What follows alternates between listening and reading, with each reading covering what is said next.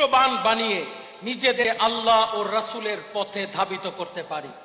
মুর্শিদের ওফাত পরবর্তীতে আমি কুদরতে খোদা আপনাদেরকে সেই একই শিক্ষা দিচ্ছি যেই শিক্ষায় আপনি আল্লাহকে পেতে পারেন।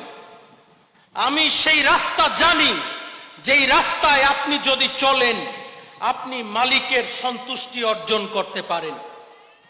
আমি সেই পথ দেখাতে পারি যেই পথে আপনি হাঁটলে আমার মালিক সন্তুষ্ট হবে।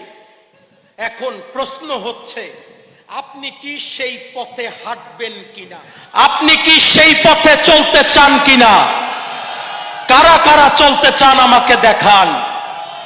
আপনারা কি আল্লাহর সন্তুষ্টির পথে চলতে চান?